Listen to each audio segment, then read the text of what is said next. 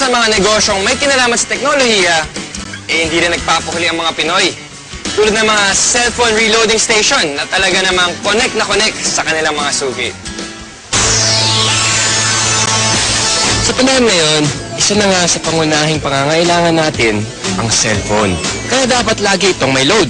At dito nakasilip ng pagkakataon ang iba nating mga kababayan para kumita. Ang V-Mobile, nakaisip ng paraan kung paanong sa pamamagitan lang ng isang telepono at isang SIM card, maaari nang makapagbenta ng load ng kahit anong network. Ang kaibahan nitong V-Mobile, gamit mo yung cellphone mo, makapagbebenta ka ng lahat ng klase ng prepaid, cards at saka electronic, para magkaroon ka ng negosyo.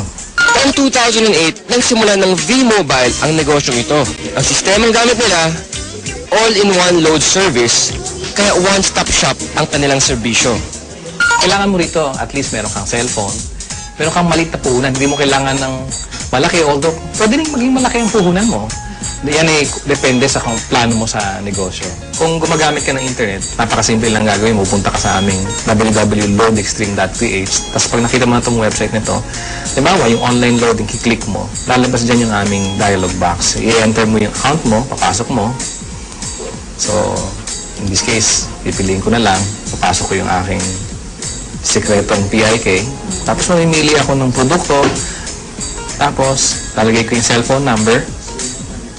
Kiklik mo ngayon yung send load. Pag okay natin, yun na. Pero paano ka nga ba kikita sa negosyong ito? Halimbawa, may magpapaload sa iyo ng 100 pesos. Ang mababawas sa load wallet mo ay 90 pesos lang. Ibig sabihin, may 10 piso kang kita sa bawat 100 na i-reload mo sa iyong customer. Kung kumikita ka ng 100 pesos kada araw sa pagre-reload, sa loob ng isang buwan, may kita kang 3,000 piso. Anip, tulad ni Peewee, na nakatuwaan lang daw noong una ang reloading business. Actually, nag-work kami. Nung nag-start kami noon, magbabarkada lang kami. So, every night, magkakasama kami. Nakakatuwa. Nung 5 lang kami nagsimula. 5 members na kami. Kapatid ko, mga barkada ko. Tapos, nagulat ako, yung 5 tao nagsimula niya. Ngayon, ano na kami? Almost 100,000. So, actually, nag-drag pa siya ng 100,000 members. Ngayon, sa simpleng pagpindot-pindot lang daw niya ng cellphone, kumikita raw si Peewee ng mula 1,000 hanggang 5,000 piso kada linggo. Ano pang hinihintay niyo mga kapartner? Oras na para ang hilig niyo sa paggamit ng cellphone, pakinabangan niyo rin at maging isang maliit na negosyo. Kung mas pinili mo na lang manatili sa bahay ngayong summer, narito ang isang kapaki-pakinabang na tip.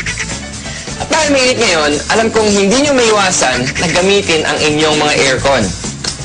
Ito ang isang tip para makatipid kayo sa pagkonsumo ng kuryente. Ilagay sa timer mode ang aircon at iset sa 2 hanggang 3 oras lamang. Pagkatapos nito, buksan ang ventilador para mapanatili ang lamig ng kwarto.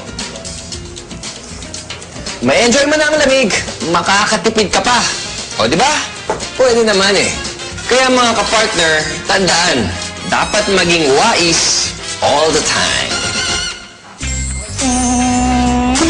Ano bang masasabi natin? Wala